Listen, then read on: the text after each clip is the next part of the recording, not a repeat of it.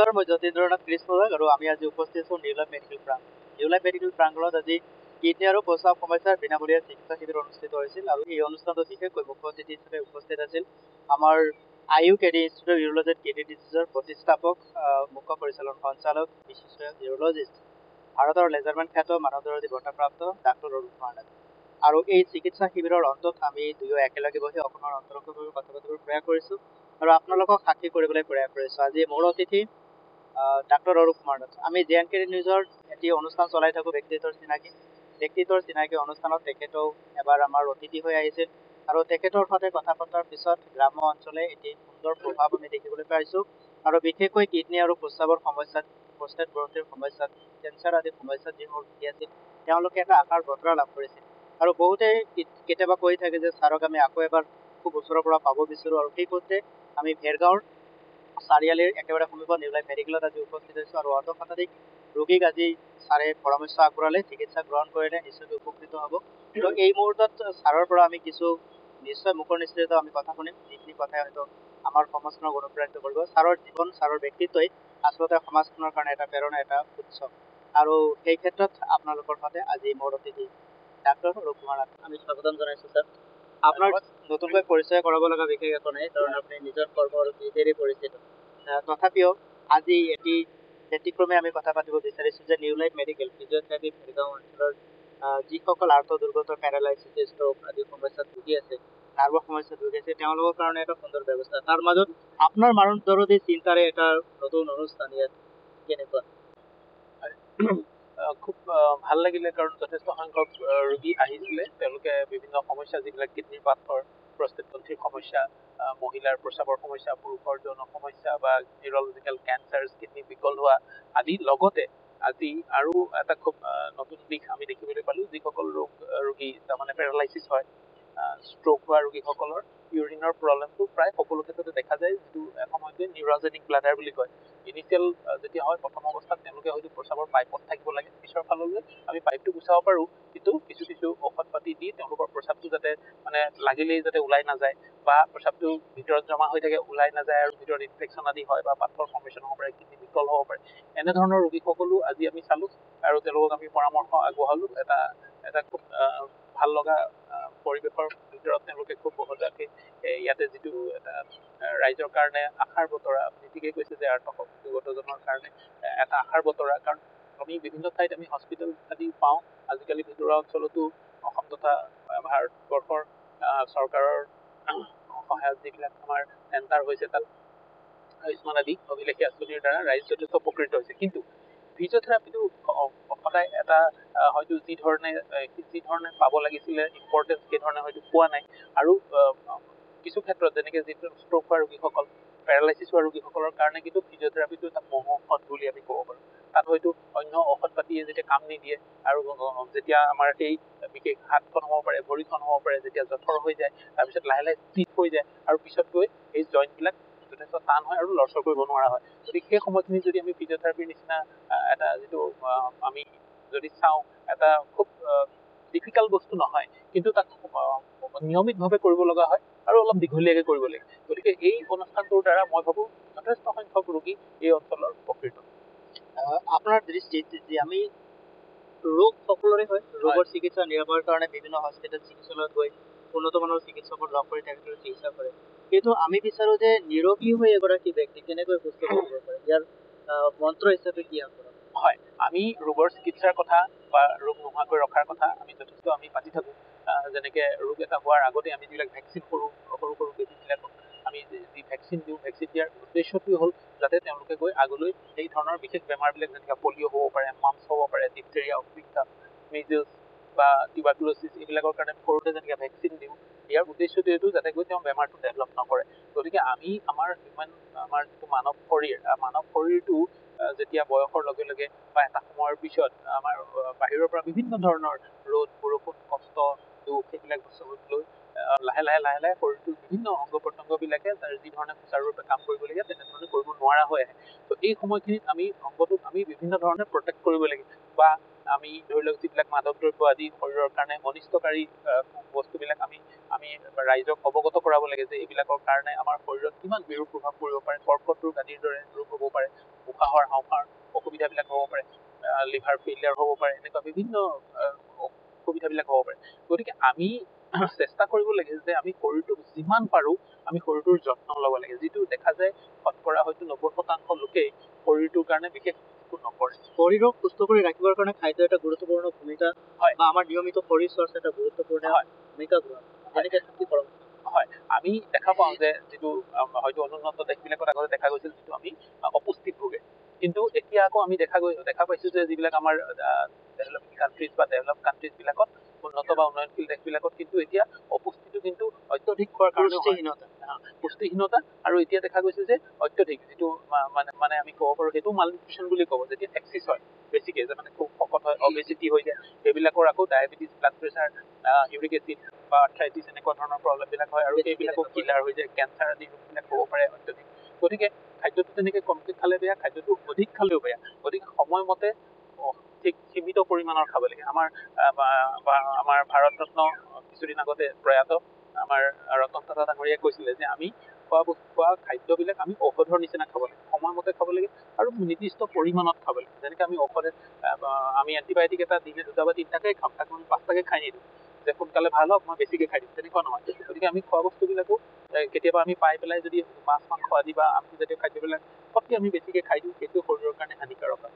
গতিকে খোৱা সীমিত পৰিমাণত সময়মতে খাব লাগে, ঠিক পৰ্যাপ্ত পৰিমাণে পানী খাব লাগে, শৰীৰটোক নিৰ্দিষ্ট পৰিমাণৰ ৰেষ্ট লাগে। গতিকে খোৱাটো 6 পৰা 7 ঘণ্টা সময় শুব লাগে আৰু কোনো ধৰণৰ মাদক দ্ৰব্য আদি ব্যৱহাৰ কৰিব নালাগে। আকৌ শৰীৰৰ কাৰণে যিটো খুব দৰকাৰী যিটো আমি শাৰীৰিক ব্যায়াম বা যোগাভ্যাস বা খেলা ধূলা সপ্তাহত 1 ঘণ্টা কৰি 3 দিন কমচে কম আমি শৰীৰটোৰ কাৰণে এই ধৰণৰ খেলা ধূলা জাতীয় আমি কিছু বা নহ'লে অন্য ব্যায়াম বা যোগাভ্যাস আদি কৰাটো নিতান্ত প্ৰয়োজন। আপোনাৰ দৃষ্টিভংগী যিহেতু আপুনি বিভিন্ন ধৰণে যোগাভ্যাসৰ পৰা আৰম্ভ কৰি এটা জীৱনক সুস্থ কৰি ৰাখিবৰ কাৰণে কোনোবা এটা জীৱনক সুস্থ কৰি গঢ়িবৰ কাৰণে আপুনি যিটো প্ৰয়াস কৰি আছে বা যিটো প্ৰয়াস অব্যাহত ৰাখিছে, ইয়াৰ মুখ্য পাৰ্ট বুলি ক'লে হ'ব আমাৰ ইউৰলজিকেল এটা পাৰ্টছ বা নেফ্ৰলজিকেল যিটো পাৰ্টছ, সেইটো আমাৰ শৰীৰৰ এটা গুৰুত্বপূৰ্ণ অংগ বুলি ক'ব পাৰি, যিটোৰ যোগেদি সৃষ্টিখন বৰ্তি আছে। তেনে ক্ষেত্ৰত ইয়াৰ যিখিনি সমস্যা কোনটো দিশ বেছিকৈ ধৰা পৰে যে এইখিনি বস্তু যদি আমি আগতীয়াকৈ অলপমান সজাগ সচেতন হলো হয় ইয়াৰ পৰা আমি হাত সাৰিব পাৰিলোহেঁতেন, এনেধৰণৰ কেনেকুৱা মানে আমি যিটো দেখা পাওঁ যে আজিকালি গোটেই ভাৰতবৰ্ষত বা পৃথিৱীতে এটা বিভীষিকা হৈ উঠিছে কিডনী ফেইলিয়াৰ, কিডনী ডেমেজ হোৱাটো।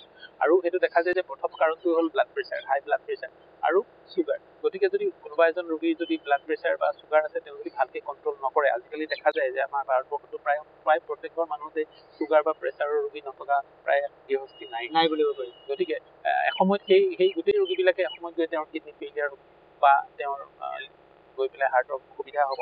গতিকে আমি যদি ব্লাড প্ৰেছাৰ আৰু চুগাৰত ভুগি থকা ৰোগীসকলক আমি এই ধৰণৰ আমি অৱগত নকৰাওঁ বা সচেতন নকৰাওঁ, তেওঁ যদি সময়মতে ঔষধবিলাক নাখায়, নিজৰ চুগাৰটো পৰীক্ষা কৰি নাথাকে, সময়ত কিডনী ফেইলিয়াৰ হ'ব।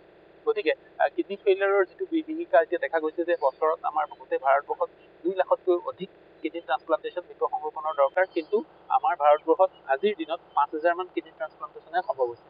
গতিকে 1,95,000 ৰোগী প্ৰত্যেক বছৰে আমি হয়তো ট্ৰান্সপ্লান্টেশ্যনৰ অভাৱত তেওঁ বা কৰিব নোৱাৰাৰ কাৰণে তেওঁ হয়তো মৃত্যু সাবটি ল'ব। গতিকে এইটো এটা বহুত ভয় লগা কথা, এটা বহুত ভয় লগা দিশ। গতিকে যদি যিসকল ৰোগীক মই ইয়াৰ দ্বাৰাই আপোনাৰ এই মহৎ চেনেলৰ দ্বাৰাই মই ক'ব বিচাৰো যে যাৰ ব্লাড প্ৰেছাৰ আৰু চুগাৰত যদি ভুগিছে তেওঁলোকে তেতিয়াহ'লে এজন চিকিৎসকৰ পৰামৰ্শ লৈ তেওঁৰ ঔষধ পাতিবিলাক সময়মতে খাব লাগিব, মাজে মাজে পৰীক্ষা কৰি চাব লাগিব যে ব্লাড প্ৰেছাৰটো কণ্ট্ৰল হৈছে নে নাই, চুগাৰটো কণ্ট্ৰল হৈছে নাই। যদি নাই হোৱা তেতিয়াহ'লে হয়তো ঔষধৰ পৰিমাণটো বঢ়াই হ'লেও কণ্ট্ৰল কৰিব লাগিব। আৰু কিছু ৰোগীৰ মাজত এটা ভ্ৰান্ত ধাৰণা থাকে যে আজি বতৰটো অলপ ঠাণ্ডা, গতিকে আজি প্ৰেছাৰৰ ঔষধটো খাব নালাগে, কিন্তু সেইটো ওলোটাহে, বতৰটো যদি ঠাণ্ডা হয় প্ৰেছাৰটো বাঢ়ে। গতিকে যদি তেওঁ সেইদিনা ঔষধটো এৰি দিয়ে তেতিয়াহ'লে সেইদিনাই তেওঁৰ ষ্ট্ৰোক বা এনেধৰণৰ প্ৰব্লেমবিলাক হোৱাৰ সম্ভাৱনা বাঢ়ি যায়। আপুনি ইতিমধ্যে বিভিন্ন ঠাইত গ্ৰাম্য গঞ্জে গৈ আপুনি আৰ্থ দুৰ্গতৰ কাৰণে এটা দিন ওলাই পেলাই, আগতে আপোনালোকে কেৱল দেওবাৰে কৰিছিলে, এতিয়া বুধবাৰে অৰ্থাৎ সপ্তাহত 2টা দিন, ইয়াৰ পিছফালে নিশ্চয় কিবা এটা আপোনাৰ মহৎ উদ্দেশ্য এটা আছে। নিজৰ কৰ্মব্যস্ততাৰ মাজত এখন হস্পিটেলৰ চিকিৎসা ব্যৱস্থা এৰি আৰ্থজনৰ কাষত থিয় হোৱা, এই মানসিকতা বা এই প্ৰেৰণা আপুনি ক'ৰ পৰা পালে?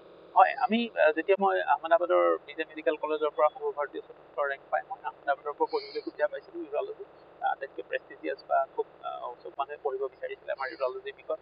তাৰ পৰা আহি যেতিয়া মই উত্তৰ পূৰ্বাঞ্চলত আহিছিলোঁ আৰু গুৱাহাটীৰ এখন বেচৰকাৰী হস্পিটেলত যেতিয়া মই কাম কৰা আৰম্ভ কৰিছিলোঁ, তেতিয়া মই দেখা পাইছিলোঁ যে আমাৰ ৰোগীসকলৰ মাজত সজাগতাৰ অভাৱ, সচেতনতাৰ অভাৱ বা তেওঁলোকৰ প্ৰপাৰ ইনফৰমেশ্যনৰ অভাৱ। সেইটো কাৰণে তেওঁলোকে কেতিয়াবা কি হয়, যিবিলাক ৰোগৰ চিকিৎসা আমাৰ ইয়াতে সুচাৰুৰূপে হোৱাৰ সম্ভাৱনা থাকে, সেইবিলাক ৰোগৰ চিকিৎসাৰ কাৰণে কিন্তু বাহিৰত ৰোগী গৈ বহু টকা তেওঁলোকে ভাগিব লগা হয়। বহুত টকা খৰচ কৰাৰ পিছতো কিন্তু তেওঁলোকে যিটো ট্ৰিটমেণ্ট হ'ব লাগিছিল, যিটো ইয়াতে হয়তো আধা বা 1/3 খৰচত হ'লহেঁতেন, সেইটো কিন্তু নহয়। আৰু বহু ক্ষেত্ৰত দেখা যায় যে যিবিলাক ৰোগ আমি খুব সহজতে আমি চিকিৎসা কৰিব পাৰোঁ, সেই ৰোগবিলাকো কিন্তু বিভিন্ন কাৰণত বিভিন্ন বিশ্বাস বা কুসংস্কাৰৰ কাৰণত ৰোগীসকলে কিন্তু পিছুৱাই থাকে। আৰু যেতিয়া আমাৰ ডক্তৰৰ ওচৰলৈ আহে, তেতিয়ালৈকে বেমাৰটো যথেষ্ট আগবাঢ়ি যায়, বিয়পি যায় বা আগবাঢ়ি যায়।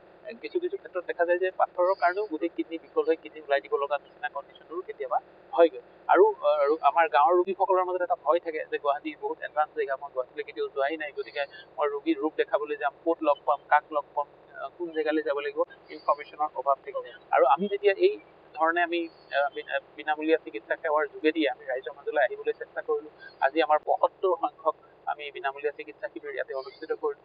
আৰু ইয়াৰ দ্বাৰা কি হয়, আমি সেই ৰোগীসকল যাৰ হয়তো যে ইউৰলজি ডক্তৰ এজনৰ ওচৰলৈ গ'লে বহুত পইচা পাতি খৰচ হ'ব, বা মই কাক লগ পাম, কেতিয়া লগ পাম, ডক্তৰ থাকিবনে, বা তেওঁ যদি অস্ত্ৰোপচাৰত থাকে মই লগ পাবলৈ অসুবিধাও হ'ব পাৰে। গতিকে আমি ৰাইজৰ মাজলৈ যেতিয়া আহিছোঁ, তেতিয়া ৰাইজৰ মাজত সেই এটা বিশ্বাসৰ এটা মনোভাৱ আহিছে আৰু এটা সজাগতা আহিছে, সচেতনতা আহিছে, এই ধৰণৰ ৰোগবিলাক যে সম্পূৰ্ণৰূপে ট্ৰিটমেণ্ট কৰিব পাৰি। আগতে যেনেকে যিটো পুৰুষসকলৰ যৌন সমস্যা, সেইটো হয়তো মানুহে কথাই নাপাতিছিল আৰু কাক দেখাব লাগে নাজানে, কেতিয়াবা গাইনিকলজি ডক্টৰৰ ওচৰত যায়, মেডিচিন ডক্টৰৰ ওচৰত যায়, কোনোবাই চাইকেট্ৰিষ্টৰ ওচৰত পঠিয়াই দিয়ে।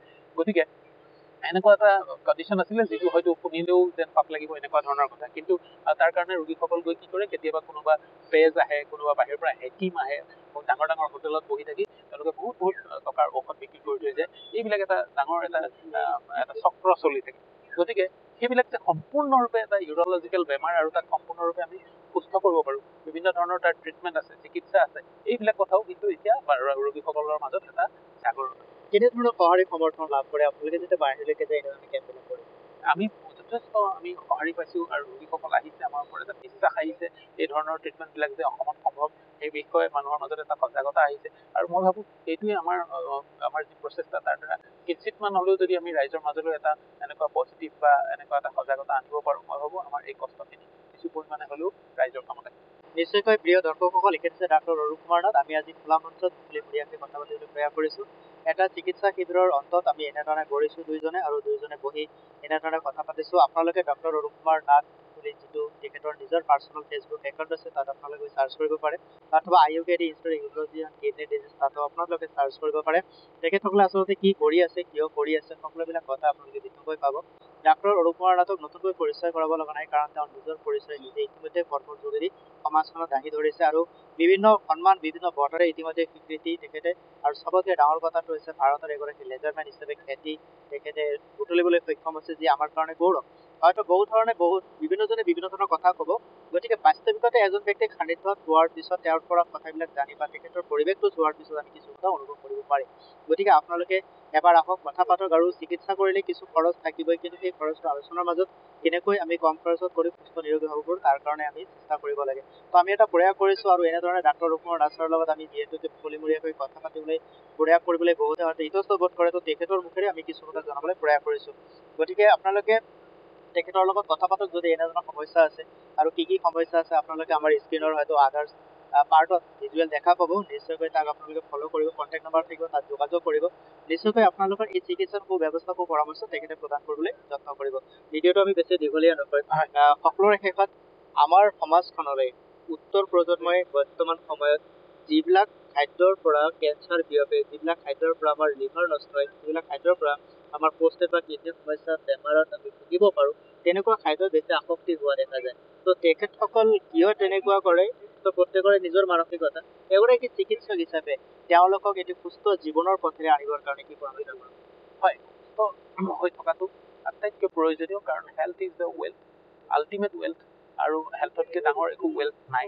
আমি সদায় স্বাস্থ্যৱান হৈ থাকিবলৈ চেষ্টা কৰিব লাগিব আৰু স্বাস্থ্যৱান হ'বলৈ আমি কিছু কষ্ট কৰিব লাগিব তাৰ কাৰণে আমি খেলা ধূলা এক্সাৰচাইজ ব্যায়াম আদিৰ প্ৰয়োজনীয়তা আমি কৰোঁ যোগাভ্যাস কৰিব লাগিব মনটোক আমি যথেষ্ট শক্তিশালী কৰিব লাগিব আমি যাতে কোনো ধৰণৰ মাদক দ্ৰব্য বা ড্ৰাগছ আদিৰ প্ৰতি আসক্ত নহওঁ কাৰণ যদি এবাৰ যদি মাদক দ্ৰব্য আৰু ড্ৰাগছত আসক্ত হৈছে তেতিয়াহ'লে আপোনাৰ গোটেই শাৰীৰিক মানসিকভাৱে ইমান বেছি অৱনতি হ'ব যে আপুনি সমাজত হয়তো এজন সুস্থ নাগৰিক হিচাপে বা দায়িত্ববান নাগৰিক হিচাপে জীৱনটো ধ্বংস হৈ যাব আৰু আমাৰ সমাজ নতুন প্ৰজন্মৰ কাৰণে আটাইতকৈ ডাঙৰ চেলেঞ্জ এতিয়া মই ভাবো কি সেইটোৱে হয় যে আমি কেনেকে উঠি অহা প্ৰজন্মটোক এনেধৰণৰ ড্ৰাগছ আদি আসক্তিৰ পৰা মুক্ত ৰাখিব পাৰোঁ আৰু কেনেধৰণে তেওঁলোকক এটা সুস্থ জীৱন যাপনৰ কাৰণে আমি তেওঁলোকক আগ্ৰহী বা অনুপ্ৰাণিত কৰিব পাৰোঁ কাৰণ এতিয়া দেখা যায় যে মানুহে হয়তো তেওঁৰ প্ৰফেচনেল ক্ষেত্ৰত হয়তো তেওঁ যথেষ্ট ছাকচেছফুল হোৱাৰ পিছতো আমি যদি চাওঁ তেওঁ কিন্তু শাৰীৰিকভাৱে যথেষ্ট দুৰ্বল বা তেওঁ এটা সুস্বাস্থ্যৰ অধিকাৰী নহয় আৰু সেইটোৱে আমি অনুপ্ৰাণিত কৰিব লাগিব যে স্বাস্থ্যটোৰ কাৰণে তেওঁলোকে কিছু কৰিব লাগিব আৰু ভালে থাকিবলৈ চেষ্টা কৰিব লাগিব আৰু স্বাস্থ্যসন্মতভাৱে খোৱা বোৱা কৰিব লাগিব ৰেষ্ট ল'ব লাগিব আৰু মাদক দ্ৰব্যৰ পৰা সম্পূৰ্ণৰূপে এৰাই চলিব এইখিনি সময় দিয়াৰ কাৰণে ধন্যবাদ জ্ঞাপন কৰিছো প্ৰিয় দৰ্শকসকল এখেত আছে ডাক্তৰ অৰূপ কুমাৰ নাথ ভাৰতৰ লেজাৰমেন খ্যাত উত্তৰ পূৰ্ব ভাৰতৰ প্ৰথমখন কিডনী হস্পিটেল IUKD আৰু IUKD মুখ্য পৰিচালন সঞ্চালক এখেতৰ লগত আপোনালোকে কথা পাতিব পাৰিব তেখেতে আপোনালোকৰ লগত উপলব্ধ থাকিব আৰু নিশ্চয়কৈ আপোনালোকৰ প্ৰশ্নৰ সঠিক সমাধান দিবলৈ যত্ন কৰিব আত্মদুৰ্গতৰ সেৱা সমৰ্পিত এটা জীৱন মানৱ দৰদী ব্যক্তি হিচাপে আগবঢ়াই লৈ আছে আৰু সেই সূত্ৰেই তেখেতসকলক হেল্পিং হেণ্ড সংস্থাৰ ফালৰ পৰা মানৱ দৰদী বঁটাৰে সন্মানিত কৰা হৈছে এগৰাকী যোগ্য ব্যক্তিৰে সন্মানিত কৰিছে বুলি হেল্পিং হেণ্ড সংস্থাৰ অধ্যক্ষ হিচাপে মই যতীন্দ্ৰ গৌৰৱবোধ কৰোঁ আৰু এনেকুৱা ব্যক্তি সমাজত আছে কাৰণে সমাজখন এতিয়াও ক'ৰবাত সুখৰ ছন্দ বিচাৰি খিলখিলাই হাঁহি উঠিব পাৰিছে আহক আমি হাতে হাতেৰে আগুৱাই যাওঁ সুস্থ জীৱন সমাজ গঢ়ো আৰু এনেদৰে আপোনালোকে সমৰ্থন সহযোগিতা আগবঢ়াই গৈ থাকক সুস্থ থাকক কুশলে থাকক মংগলে থাকক নিজৰ সুস্থতাৰ প্ৰতি গুৰুত্ব দিয়ক আৰু সুন্দৰ সুস্থ জীৱন তৈয়াৰ কৰক ধন্যবাদ